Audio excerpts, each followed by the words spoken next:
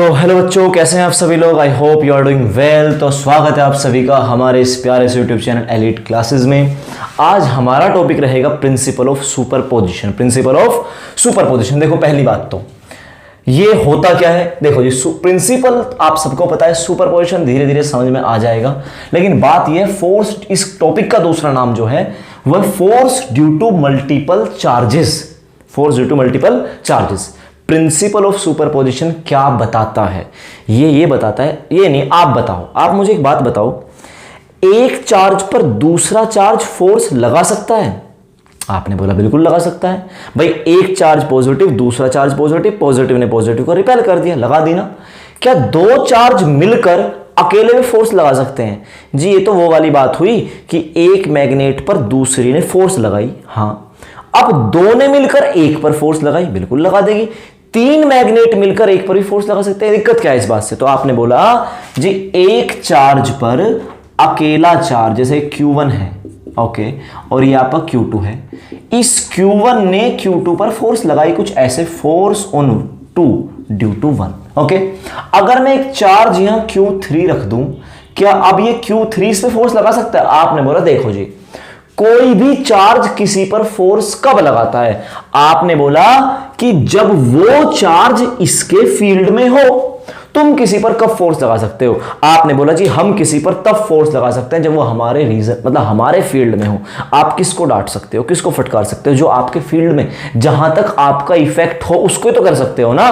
तो इसी तरह से ये चार्ज इस पर तब तो फोर्स लगा सकता है अगर ये वाला चार्ज इसके फील्ड में है। तो आपने बोला फील्ड में तो है, फील्ड में क्या दिक्कत है? तो इसका मतलब ये वाला इस पे लगाएगा ऐसे रिपल्शन की फोर्स। समझे कि नहीं समझे? आपने बोला जी बिल्कुल सही बात। तो ये कितनी फोर्स होगी? आपने बोला किस पर लगी? 2 पर, तो फोर्स ऑन 2 ड्यू टू 3, तो F23 वेक्टर वेक्टर। तो ये वाला डिस्टेंस ये हुआ। तो आपने बोला जी ठीक है, दो चार्जेस ने मिलकर एक पर फोर्स लगाई। क्या अगर मैं एक तीसरा चार्ज यहां ले लूं, दैट इज Q4, क्या अब ये वाला भी उस पर फोर्स लगा सकता है? आपने बोला अगर इसके फील्ड के अंदर ही आएगा तो लगा सकता है, वो तो आएगा ही। तो आपने बोला जी बिल्कुल, तो इस पर कुछ ऐसे फोर्स लगेगी, फोर्स ऑन 2 ड्यू टू 4। तो ये 3 फोर्स आ गई। तो टॉपिक क्या हुआ? Force due to multiple charges. किस पर? अकेले चार्ज पर, ठीक है ना। तो एक चार्ज पर कितनों ने मिलकर फोर्स लगाई? 3 ने। कूलाम्ब्स लॉ ने हमें क्या सिखाया जी? कूलाम्ब्स लॉ ने हमें यह सिखाया कि एक चार्ज पर दूसरा चार्ज फोर्स कितनी लगाता है। प्रिंसिपल ऑफ सुपरपोजिशन हमें यह बताएगा कि एक चार्ज पर कई सारे चार्ज मिलकर कितनी फोर्स लगाते हैं। जरा एक एग्जांपल देता हूं आपको मैं। इतनी बात अगर आपको समझ में आई है तो समझो। ये एक चार्ज Q0 टेस्ट चार्ज रखा हुआ है। ये एक चार्ज है Q, ये एक चार्ज है Q, ये भी प्लस का है, ये भी प्लस का है। अब जरा एक बात बताना तुम मुझे, ये चार्ज बिल्कुल सेंटर में रखा है, ये डिस्टेंस भी 1 मीटर है, ये डिस्टेंस भी 1 मीटर है, ये चार्ज भी Q है, ये चार्ज भी Q है, ये भी प्लस का, ये भी प्लस का, टेस्ट चार्ज भी प्लस का। तो बताना इस पे नेट फोर्स कितनी होगा? आपने बोला देखो जी, ये वाला इस पर फोर्स लगाएगा, बिल्कुल कितनी जी? मान लो 10 न्यूटन। वैसे एग्जांपल, ये वाला भी इस पर उतनी ही फोर्स लगाएगा। आपने बोला ऐसा क्यों? क्योंकि बिल्कुल मिड में रखा है, इसका भी उतना ही इफेक्ट है और इसका भी उतना ही इफेक्ट है, क्योंकि दोनों चार्ज बराबर और दोनों चार्जेस से सेपरेशन, दूरी भी बराबर। तो नेट फोर्स कितनी है? आपने बोला 10 उधर को लगी, 10 इधर को, F नेट बराबर आया 0। तो तुम्हें एक बात बताऊं मैं, आपने ये force due to multiple charge किया, अकेले की तो वो थी और दूसरे की ये हुई। तो कितने चार्ज की वजह से? 2 की वजह से। अगर मैं तुमसे कहूं तीसरा एक चार्ज रखा है यहां, वो भी 1 मीटर पे ही रखा है। अच्छे सुनना, ये चार्ज भी 1 मीटर पे ही रखा हुआ है। अब इसने भी उस पर रिपेल किया, उसको कितने न्यूटन? आपने बोला 10 न्यूटन, सेम चार्ज। अब बताना इस पे नेट फोर्स कितनी? आपने बोला इस 10 से तो ये 10 चली गई, बची कितनी? 10 न्यूटन। तो अब F नेट बराबर आया 10 न्यूटन। तो क्या तुमको आती है force due to multiple charges? हाँ है ना। अरे समझ में तो आ गया ना। इसने उसको रिपेल किया, इसने उसको रिपेल किया, इसने कितने से? 10 से, उसने भी कितने? 10 से। 10 से 10 कैंसिल आउट हुआ, 0 हो गया, और तीसरे वाले ने 10 वर्ग को लगा दिया। आपने बोला नेट तो 10 आई। हाँ बिल्कुल। अगर आपको ये बात समझ में आई तो समझ लो आपको प्रिंसिपल ऑफ सुपरपोजिशन तो आ चुका, ठीक है ना। अब करना है बस डेरिवेट। अच्छा जी एक बात बताओ, ये 10 और 10 0 कैसे हो गया? क्या आपको वेक्टर सम आता है? पहली बात, इसके लिए वेक्टर सम बहुत ज्यादा जरूरी है। आपने बोला वो तो आता है। 10th क्लास 11th क्लास में पढ़ा था, क्या था, ये दोनों फोर्स जो है, ये 10 न्यूटन, ये 10 न्यूटन, कितना एंगल इनके बीच में, आपने बोला 180, तो रिजल्टेंट फोर्स Fr बराबर होगा under root F1 F2, F1 कितना है 10 स्क्वायर, F2 कितना है 10 square, plus 2 F1 F2 cos theta, इस 10 और इस 10 के बीच में एंगल आपने बोला 180 कोस 180, तो रिजल्टेंट F बराबर आया अंडर रूट 10 का स्क्वायर 100, 10 का स्क्वायर 100, ओके 10 इंटू 10 200 और 200 कोस थीटा, कोस कितना 180, कोस 180 होता है -1, माइनस आया यहां, समझे कि नहीं समझे जी, बिल्कुल समझे, तो 100 100 200 कितना आ गया 200 माइनस 200 इक्वल टू 0, समझे कि नहीं समझे, तो आपने इन दोनों का रिजल्ट कितना ला दिया 0, वो तुमको पहले से कॉमन सेंस से समझ में आता, लेकिन प्रूफ उसका ये है, समझे कि नहीं समझे। तो जब आप force due to multiple charges करोगे तो कौन काम आने वाला है, आपने बोला वेक्टर सम काम आने वाला है, समझे कि नहीं समझे, और वो तो 10 बची ही, ठीक है। चलो जी, अब मैं आपको सिखाता हूं प्रिंसिपल ऑफ सुपरपोजिशन, मतलब force due to multiple charges. Coulomb's law क्या बताता है कि एक चार्ज पर दूसरा चार्ज कितनी फोर्स लगाएगा, लेकिन प्रिंसिपल ऑफ सुपरपोजिशन क्या बताता है कि एक चार्ज पर कई सारे चार्ज मिलकर कितनी फोर्स लगाएंगे। चलो जी ठीक है, मान लो एक चार्ज रखा है Q0, टेस्ट चार्ज है, ओके, ये एक चार्ज यहाँ Q रखा है, Q1 कह दूं, ये एक चार्ज यहाँ Q2 रखा है, ये एक चार्ज यहाँ Q3 रखा है। इसने इस पर इधर को फोर्स लगाई 10 न्यूटन, सुनना, इसने इधर को लगाई 10 न्यूटन, ओके, और इसने यहाँ लगाई 10 न्यूटन, तो बताना F नेट कितनी लगी, आपने बोला 10 10 10 30 न्यूटन। क्या मैं सही कह रहा हूं या गलत कह रहा हूं, जल्दी बोलो। आपने बोला बिल्कुल गलत, क्योंकि मैंने कौन सा सम कर दिया, आप बोलोगे आपने तो स्केलर सम कर दिया, ऐसे थोड़ी होता है, 10 10 10 30 नहीं हुआ है, क्यों, क्योंकि डिफरेंट एंगल पे हैं। अगर आप सोचो एक पत्थर पे 10 न्यूटन लगी इधर को, 10 लगी इधर को, क्या 20 हो गई, नहीं 0, क्या 10 इधर को और 10 इधर को, क्या 20 हो गई, आपने बोला अब भी 20 नहीं हुई, ठीक है ना।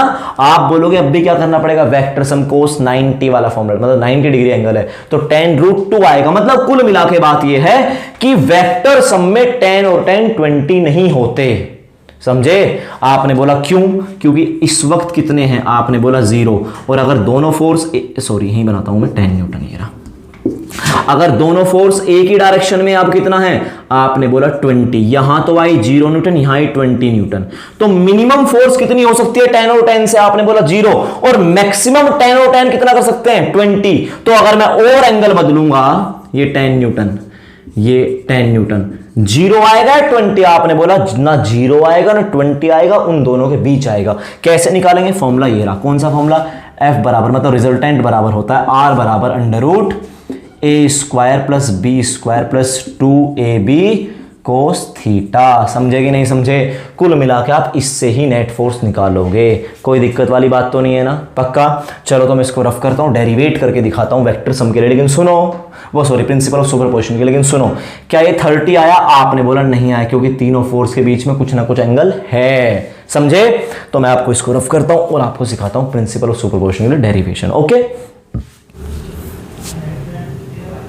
डेरिवेशन थोड़ा सा टफ रहने वाला है, तो आपको थोड़ा सब्र करके समझना पड़ेगा। देखो जी, ये बताओ प्रिंसिपल ऑफ सुपरपोजिशन क्या बताता है। आपने बोला कि एक चार्ज पर मल्टीपल चार्जेस कैसे फोर्स लगाएं, मतलब कि मैं चाहता हूं चारों चार्ज मिलकर अकेले फोर्स लगाएं तो कैसे लगाएंगे, 100 चार्ज मिलकर अकेले फोर्स लगाएं तो कैसे लगाएंगे, या n चार्ज मिलकर एक पे फोर्स लगाएं तो कैसे लगाएंगे। ये कौन सिखाएगा, प्रिंसिपल ऑफ सुपरपोजिशन। मैं कह दूं कि आपने जो ऐड करना सीखा वो 100 अलग अलग डिजिट को सीखा है, 2 कोई भी सीख लिए। आपने बोला हमने कोई भी 2 सीख लिए थे, उसके बाद तो 2 2 करके हम सब जोड़ते चले गए। जैसे मैं तुमसे कहूं कि 60 80 90, आपने बोला पहले हम इनको जोड़ेंगे और जो रिजल्ट आएगा फिर इसके रिजल्ट को इसके साथ जोड़ देंगे, समझे कि नहीं समझे। तो आपको मेन बात यह है कि 2 चीजें आपस में जोड़नी आनी चाहिए, समझे कि नहीं समझे। तो इसका मतलब आप ये कहना चाहते हो कि एक चार्ज दूसरे पर कितनी फोर्स लगाता है तो सिखा दिया कूलॉम्स लॉ ने। तो अगर हम ये सीख लें कि 2 चार्ज अकेले पर कितनी फोर्स लगाएं, फिर तो चाहे 1000 का सीख ले, समझे कि नहीं। तो इसका मतलब मैं 2 चार्ज की वजह से आपको सिखाऊंगा। मान लो ये एक चार्ज है Q1, ओके, ये एक चार्ज यहां रखा है Q2, एक चार्ज है Q1, एक चार्ज है Q2 और ये एक टेस्ट चार्ज रखा है Q0। टेस्ट चार्ज पर ही हम हमेशा कोई भी एक्सपेरिमेंट, जहां भी आपको फोर्स निकालनी है, फील्ड कुछ भी, वहां टेस्ट चार्ज रख दो। तो मान लो ये हो गया ओरिजिन, ओरिजिन से डिस्टेंस है आपका r1 वेक्टर, समझे कि नहीं समझे? और ये जो डिस्टेंस है इस चार्ज q2 का, जो पोजीशन वेक्टर ये हुआ आपका r2 वेक्टर। कोई दिक्कत तो नहीं है? देखो पहली बात, प्रिंसिपल ऑफ सुपरपोजिशन फोर्स के साथ डील करता है, फोर्सेस के साथ, और फोर्स कैसी क्वांटिटी है? वेक्टर। इसलिए मैंने सब कुछ ही डायरेक्शन वाला सीन, मतलब सब कुछ वेक्टर वाला सीन लिया है, ठीक है ना जी। अब आप एक बात बताओ, इसकी पोजीशन वेक्टर क्या है? इसका पोजीशन वेक्टर है आपका r0 वेक्टर। कोई दिक्कत तो नहीं है? हाँ जी बिल्कुल कोई दिक्कत नहीं है। इस चार्ज ने इस वाले पर फोर्स लगाई कुछ ऐसे, हाँ या ना? आपने बोला बिल्कुल। क्या नाम दो इस फोर्स का? आपने बोला force on Q0 due to Q1। जिसने लगाई वो बाद में, जिस पर लगी वो पहले। Force on Q0 due to Q1 vector. Q2 ने, आपने बोला Q2 ने लगाई इस पे कुछ ऐसे, force on Q0 due to Q2। समझ में आती है ना बात? आपने बोला बिल्कुल समझ में आती है। अब इन दो फोर्स का वेक्टर सम निकाल लो, दैट्स इट, आंसर आ गया आपका। तो आपने कहा इसका मतलब पहले मुझे ये निकालना पड़ेगा, फिर मुझे ये, हाँ, और दोनों का मुझे वेक्टर सम करना पड़ेगा, हाँ बिल्कुल यही है। तो चलो, तो मैं पहले F01 निकालूंगा। तो कह दूं पहले हम निकालेंगे force on Q0 due to Q1, हाँ जी बिल्कुल। तो कितना होगा? आपने बोला F01 वेक्टर। क्या आपको वेक्टर फॉर्म आती है? नहीं आती? अगर वेक्टर फॉर्म आती है तो बड़ा आसान रहेगा, नहीं आती है तो आप डालिए कि Coulomb's law in vector form by elite classes, ठीक है ना? तब आपको ये समझ में आराम से आ जाएगा उस लेक्चर को देखने के बाद। तो ये हुआ F01 इक्वल टू कितना होगा? आपने बोला force on Q0 due to Q1, यही तो होगा F01। हाँ जी, इसकी वैल्यू होने वाली है 1/4 पाई एप्सिलॉन नॉट, किन दोनों के बीच में? Q1 और Q0 के बीच में। तो Q1 Q0 अपॉन डिस्टेंस कौन सा है? आपने बोला दोनों चार्जेस के बीच का डिस्टेंस। ओहो, ये तो नहीं पता हमको, जरा मैं बताता हूं, सुनो। ये बताओ, ये अगर A है ये B है, तो ये डिस्टेंस क्या है? आपने बोला AB, हाँ है ना? AB कहता है कि मैं ऐसे हूं, और BA कहता है मैं ऐसे हूं, लेकिन AB और BA आपस में बराबर है कि नहीं? आपने बोला बिल्कुल बराबर है। दोबारा सुनो, अगर मैं कहीं लिख दूं AB वेक्टर, आपने बोला AB वेक्टर कहता है मैं उसी डायरेक्शन में हूं। AB क्या कहता है? आपने बोला मैं मेजर इतना हुआ हूं कि A से B तक उस डायरेक्शन में मेजर हुआ। और BA, आपने बोला BA, ये मान लो 4 मीटर है, तो AB भी 4 मीटर, BA भी 4 मीटर, हाँ है ना? लेकिन क्या AB वेक्टर बराबर होगा BA वेक्टर के? आपने बोला नहीं, AB और BA मैग्नीट्यूड में बराबर है, दोनों 4 मीटर हैं, लेकिन दोनों की डायरेक्शन अलग अलग है। AB वेक्टर उधर है और BA वेक्टर इधर है। अगर कह दूं कि BA वेक्टर इधर को है मेरी तरफ को, तो -B, आपने बोला उधर को, तो कह दो कि अब दोनों बराबर हैं, हाँ है ना? समझ में आती है बात? नहीं आती है? ठीक है, आओ जरा, ये क्या है 1, ये क्या है नोट, तो कह दो डिस्टेंस होगा R1 से नोट वेक्टर। कोई दिक्कत तो नहीं है? आपने बोला कोई दिक्कत नहीं है। तो ये हो जाएगा R1 नोट का स्क्वायर। डायरेक्शन क्या है? आपने बोला डायरेक्शन के लिए कौन काम आता है? यूनिट वेक्टर काम आता है। तो डायरेक्शन होगी R1 note cap. Vector form काम में आ रही है, ठीक है ना? नहीं आता है वेक्टर फॉर्म का लेक्चर जरूर देखना, ओके। अब आपने कहा जी अब क्या करें? अब आएगा 1/4 पाई एप्सिलॉन नोट, हाँ जी, Q1 Q0 upon R1 note इनका स्क्वायर, और R1 note vector upon R1 note का मैग्नीट्यूड। समझे कि नहीं समझे भाई साहब? अगर मैं तुमसे कहूं कि यूनिट वेक्टर है A कैप, तो वो किसके बराबर होता है? A वेक्टर अपॉन A का मैग्नीट्यूड, ओके। ये मैंने वेक्टर फॉर्म में बहुत अच्छे से बताया है, अगर आपको नहीं आता आप देखो, ओके। अब ये पावर 1 है 2 है, तो कितनी पावर होने वाली है? आपने बोला 3, ओके। तो ये हो गया आपका F01 vector. Force on Q0 due to Q1 आपने निकाल लिया, हाँ जी बिल्कुल निकाल लिया। अब आपका काम है फोर्स कौन से वाले? दूसरे वाले निकालो।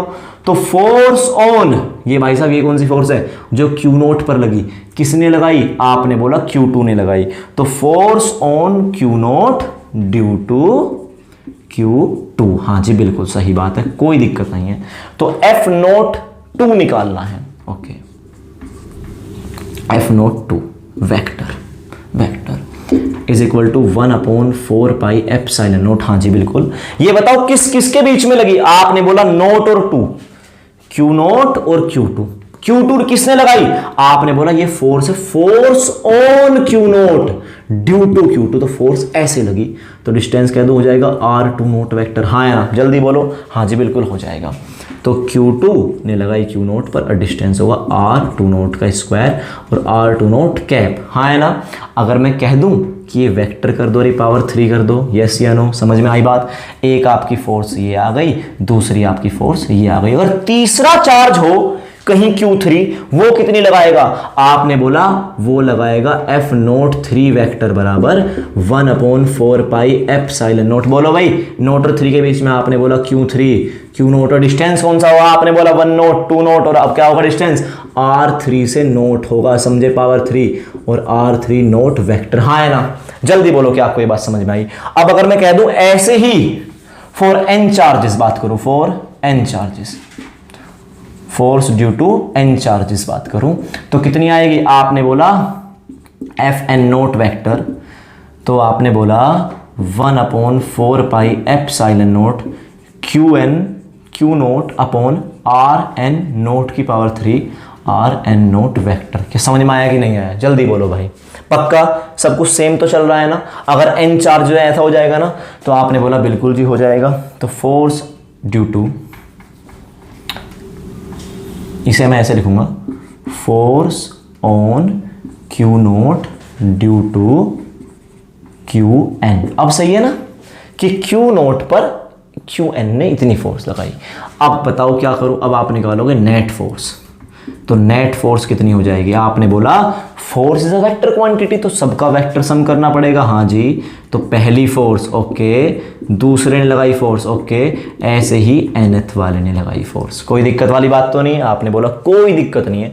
बस अब आप इनकी वैल्यू हार उठा के रख दो, तो F नेट बराबर आ जाएगा, अच्छे सन्ना, क्या सब में 1/4 pi epsilon note, 1/4 pi epsilon note, 1/4 pi epsilon note, 1/4 pi epsilon note है? आपने बोला बिल्कुल है। सबसे कॉमन ले लूं जी? बिल्कुल ले लो, कोई दिक्कत तो नहीं है। उसके बाद क्या सबके अंदर Q note, Q note, Q note, Q note है? आपने बोला बिल्कुल है, तो Q नोट कॉमन ले जाए, बिल्कुल ले जाए। उसके बाद अब जो बचा वो रखते चले जाओ, तो ये होगा, पहले में आया Q1 अपॉन R1 नोट की पावर 3 और R1 नोट वेक्टर। हाँ है ना। दूसरे में क्या आया? आपने बोला plus Q2 upon R2 note. देख लो भाई, तुम देखते रहो यहाँ पे, ये रहा, ठीक है ना, कि पावर 3 R2 नोट वेक्टर, ठीक है। nth में क्या आएगा? आपने बोला Qn अपॉन Rn नोट की पावर 3 Rn नोट वेक्टर। भाई तुम बच्चे नहीं रहे हो, इसलिए मैं थोड़ा तेजी से बता रहा हूँ टॉपिक को, ठीक है ना। छोटे बच्चे नहीं हो कि सारी बातों को इतना खोला जाए। ओके, इतनी बात तुमको समझ में आई जी? बिल्कुल आई।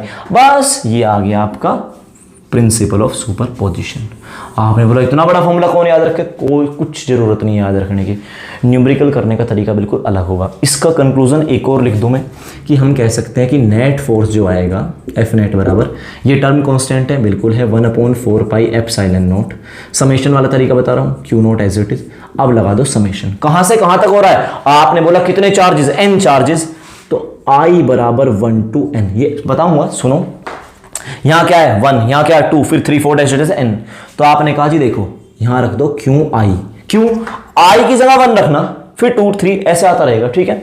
आपने बोला अब यहां 1 यहां 2, हर जगह नोट फिक्स है, आपने बोला फिक्स है, तो कह दू RI नोट की पावर 3 और RI नोट वेक्टर। जरा देखो, I रख के देखना, I की वैल्यू 1 रखो, 1 1 1, तो फोर्स ड्यू टू 1 बनी, समेशन है, प्लस 2 रखो I की जगह, आपने बोला 2 2 2 3 रखो डैश डैश, इस तरह से n रखना। क्या आपको ये बात समझ में आ गई कि एफ नेट का फॉर्मूला ये भी हो सकता है? आपने बोला बिल्कुल समझ में आ गया, पक्का क्लियर है ना। तो ये क्या आया? Force due to multiple charges. होती क्या है? आपने बोला सारे चार्जेस की फोर्स निकाल लो और उनका क्या कर दो? आपने बोला उनका वेक्टर सम कर दो। तो प्रिंसिपल ऑफ सुपरपोजिशन के लिए सबसे मस्ट क्या है कि वेक्टर सम हमको आता हो। क्या आपको प्रिंसिपल ऑफ सुपरपोजिशन समझ में आया या नहीं आया? जरा मुझे कमेंट करके बताइएगा। और अगर आपको वीडियो अच्छी लगी है तो आप लाइक कीजिए, शेयर भी कर दीजिए एंड सब्सक्राइब तो जरूर कीजिए, ठीक है। Okay, thank you for watching.